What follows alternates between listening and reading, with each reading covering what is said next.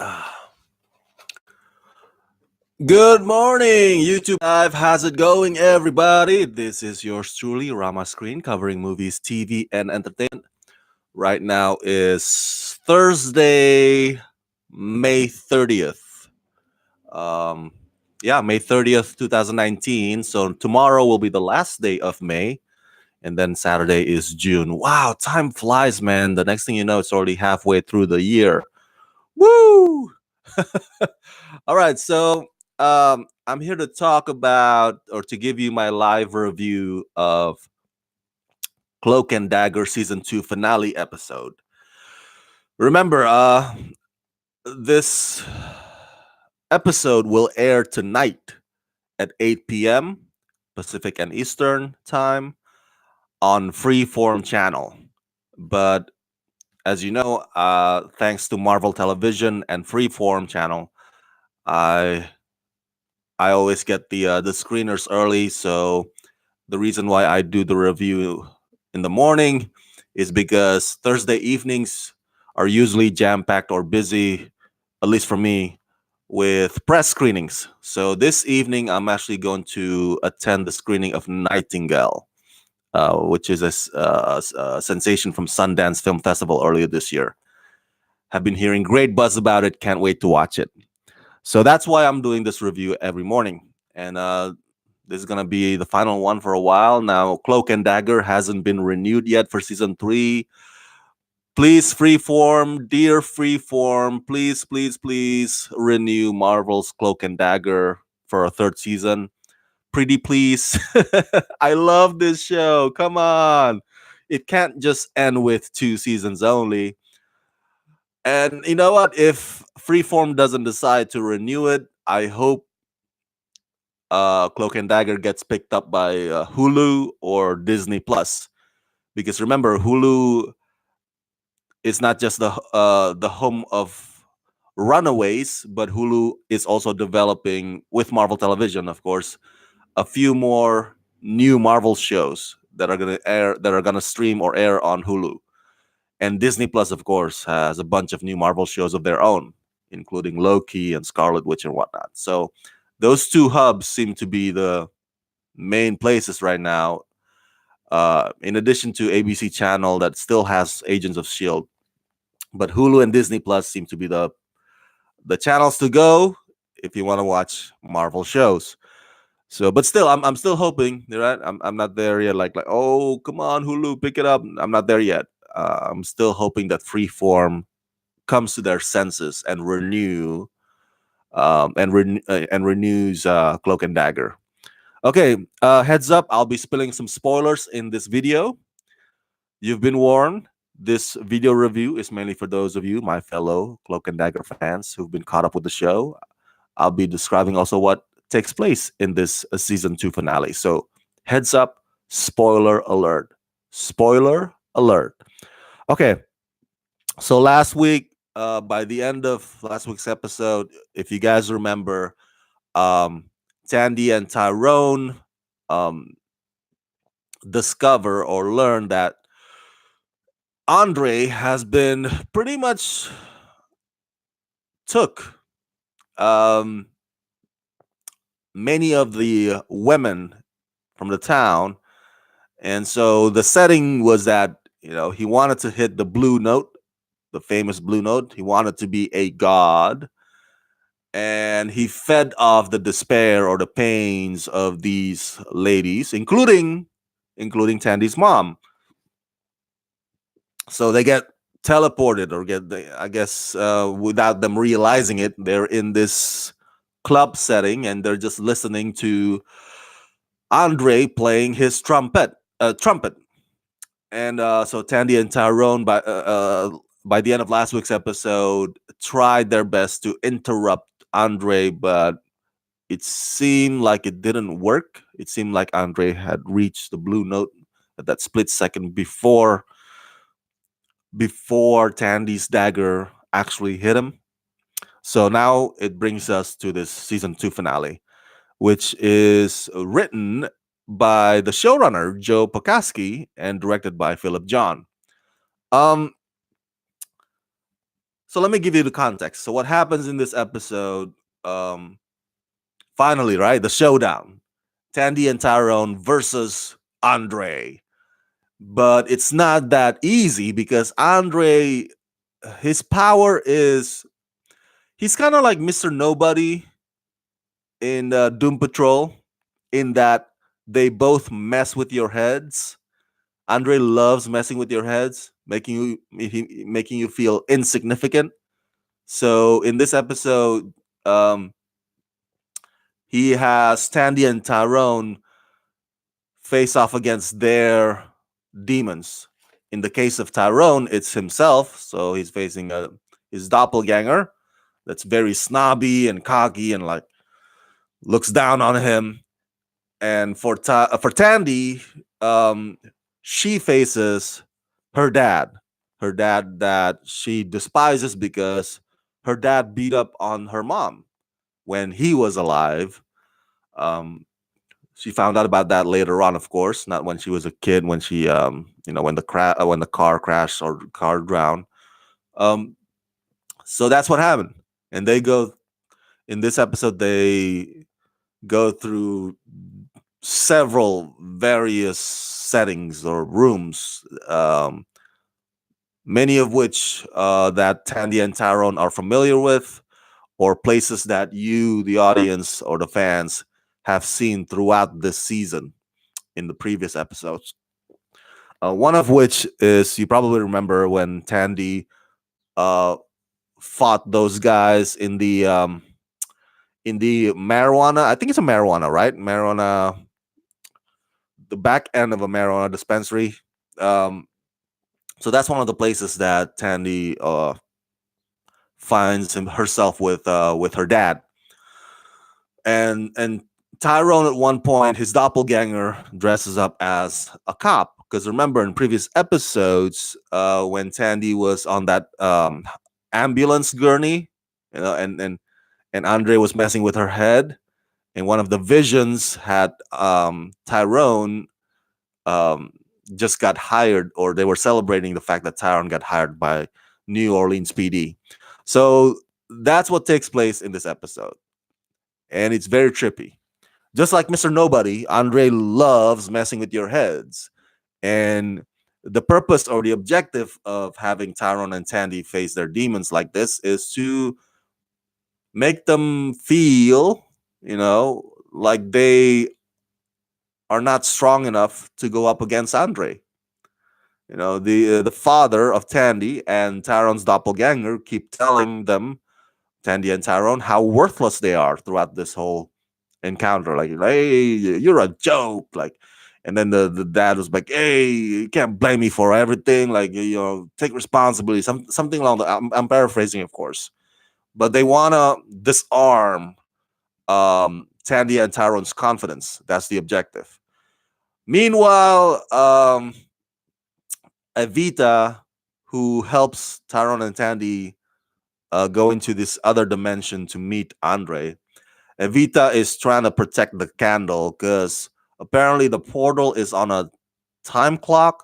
So if the candle burns out, Tandy and Tyrone will be stuck in that dimension forever. So she's trying to keep it lit, keep it going, still brighting, keep the candle bright and light. But from Andre's dimension, I guess you could say, there's these dark forces in the form of these cops that are trying to disturb or interrupt Evita. So the person that protects Evita and the candle happens to be Bridget O'Reilly, aka Mayhem. Now, to be honest with you, I don't know which one is which this time around in this episode, because in previous episodes we knew, oh, that's Mayhem, or we could tell like, oh, that this one's Bridget. She's not as aggressive, or she's more timid. In this one, I can't tell. I can't tell. I think it's Bridget, but there's a little bit of Mayhem fight in her, which is awesome. And Andre also kind of messes with Bridget as well in this one, because one of the cops that she was fighting, and man, she fights them vigorously in this episode. Man, kudos to actress Emma Lahana. um, Quite the physically demanding episode for her, because all she does is just kicks and punches and all kinds of martial art moves against these, fake cops. And one of them happens to be her ex-boyfriend that got murdered. Remember that got shoved into a refrigerator. And but she didn't fall for it, man. She doesn't fall for she doesn't fall for it in this episode. And it's fantastic how that goes down. Okay, so that's basically the context. Um Back to Tandy and Tyrone. My thoughts about the whole thing of Andre messing with their heads. I really, when I was screening this episode, I felt for their. I mean, I was concerned because it doesn't seem like or it seems that they actually can actually be fed all these lies, to make them feel insignificant and worthless. It seems at one point it seems like it's working. The doppelganger and the dad keep berating them. Um, it's like that. It's like your own worst enemy. You've been there, right? I've been there. When you feel discouraged or you feel down or feel disheartened, and you have this voice in the back of your head telling you, "Hey, you know what? Just give up, just quit. You can't do this shit. Like, who do you think you are? Going up against this challenge, you're not gonna make it. Just so give up now." So when the doppelganger and Tandy's dad keep, pretty much trying to break Tandy and Tyrone's spirit down, I'm like, wow, that is some psychological 101 right there. uh, um, but in the middle of the episode, Tyrone and Tandy kind of have a switcheroo going on. So Tandy faces off against Tyrone's doppelganger, and Tyrone faces off against Tandy's dad. And I love this part because in this one, Tyrone and Tandy, each of them, tells off the other one, the opposite person. Hey, because for example, Tandy says, "Hey," to Tyrone's doppelganger. "Hey, you can't talk shit about Tyrone. Tyrone is a strong person. Tyrone has gone through a lot, and he still comes out on top.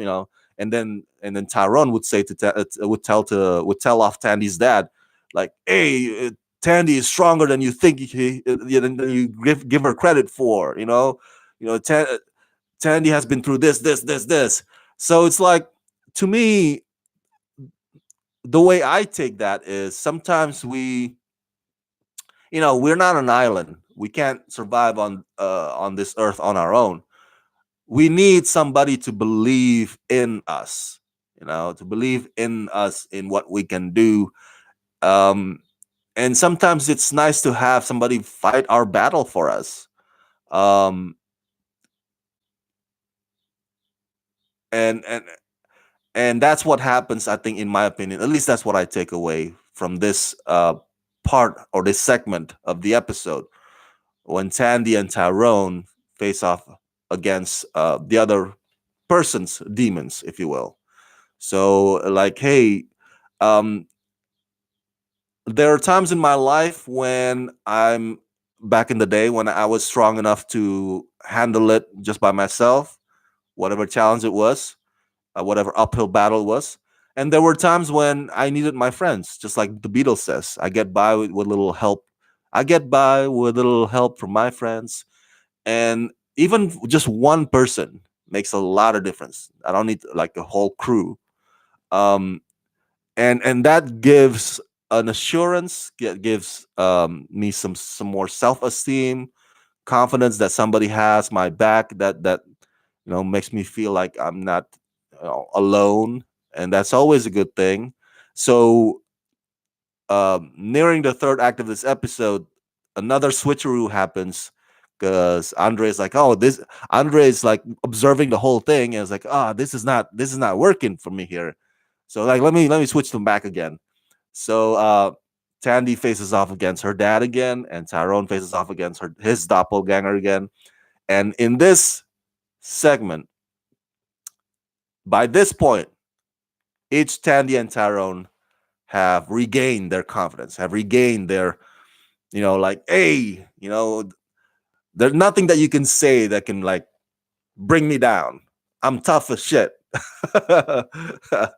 So whatever you throw at me or throw my way, I can handle it, because I got Tandy, and Tandy's like, I got Tyrone, and and I got my confidence. So, and then to the point where Tandy unleashes this freaking sword, a light sword. Oh my god, they look so cool. Uh, by the way, throughout this whole scenario, um, Tyrone has his cloak on. That beautiful cloak that I think his dad also has a part in, in designing or coming up with it. Remember in previous episodes, um, and Tandy is rocking her, dagger white outfit, and she looks fantastic. So in a way, you can say that both of them in this episode are in their superhero outfits. So in all their glory. So that's awesome. And when that light sword shows up, and then she does a Zorro sign on her dad, and I was like, oh, that's cool. That's a throwback to that episode when Tandy and Tyrone were watching a Zorro movie in their church headquarters, if you will. Remember that? They have a conversation about Zorro. So I was like, oh, cool. That's an homage to Zorro. I like that. I like that. I don't know if um, many kids today, at least the demographic age that watch Freeform channel, let alone Cloak Dagger, I don't know if they would know who Zorro is. The last Zorro movie was with Antonio Banderas, and that was 20 years ago. And obviously, Zorro, the black and white back in the day classic stuff, they're not airing the rerun on TV. So I don't know how relatable that would be to the audience demographic that are watching Cloak and Dagger. I don't know if they like, oh, what's that Z? What's a Z about? But for the rest of us, we'll be like, yeah, that's awesome. That is pretty cool. Um, so let me conclude by, because this is the final season 2 finale episode. The way it goes down, because we've been like anticipating this, right? For 9 episodes, like, yeah, come on, where's the big bad villain? And then once it's revealed that it's Andre, like, all right, when will Tyrone and Tandy get to kick Andre's ass, right? And I like the way it goes down in this episode, the face off, the battle. And I think what you need to understand about Cloak and Dagger is that, and you can judge it also by this episode, is because, okay, I'm going to try to put it into words here, so bear with me. Because the show doesn't have, you know, um, big budget visual effects spectacle, right? With the exception of Tyrone's cloak, because you always have to have the shadow, and whenever Tandy um, does her light, you have to have that. But other than those, nothing too fancy. And the way, this is what I love about one of the many things that I love about this show is that they do it in a stage play kind of way. Now, I've done stage plays back in high school and in college, and those of you who have, of course, I'm not professional, but if you are professional, you would also know that the way the stage crew would change the setting on the stage. If it's a room in a home, and then the next scene will have you be in a dentist's office, so the curtains will come down, and then they'll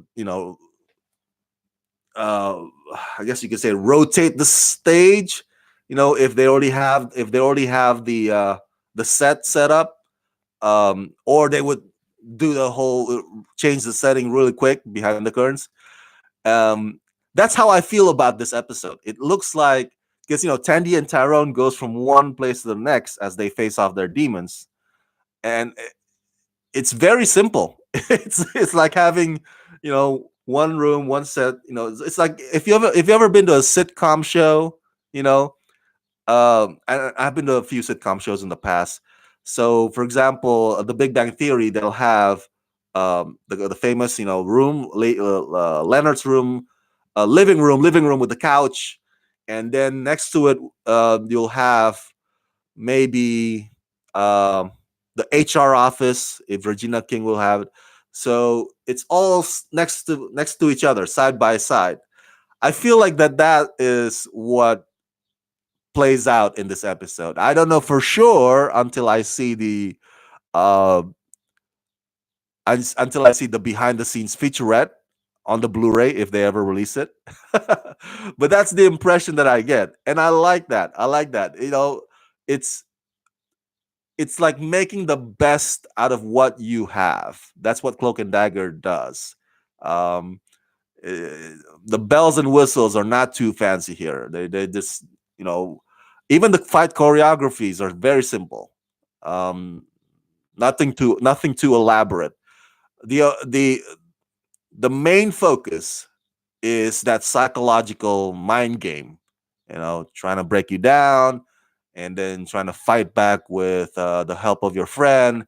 Um, that is also Andre's way of battling Tyrone and Tandy, and that's also why I think when ultimately Tyrone and Tandy defeats Andre in this episode, spoiler alert, that Andre doesn't seem to um, show much fight.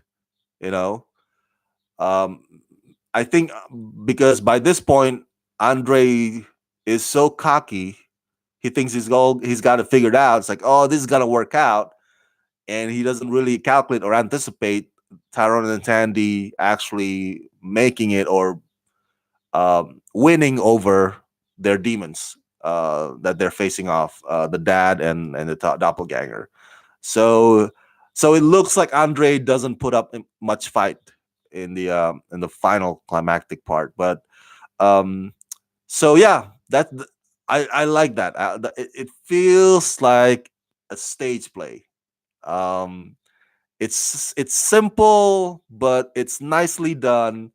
It's nothing that looks poorly set up, uh, and it takes you through the memories of like, oh, I remember that room. Oh, I remember that part of the neighborhood. Oh, I remember where that is. And if you've been a fan of this season two, you are in for a treat in this season two finale, especially the battle. So that's it.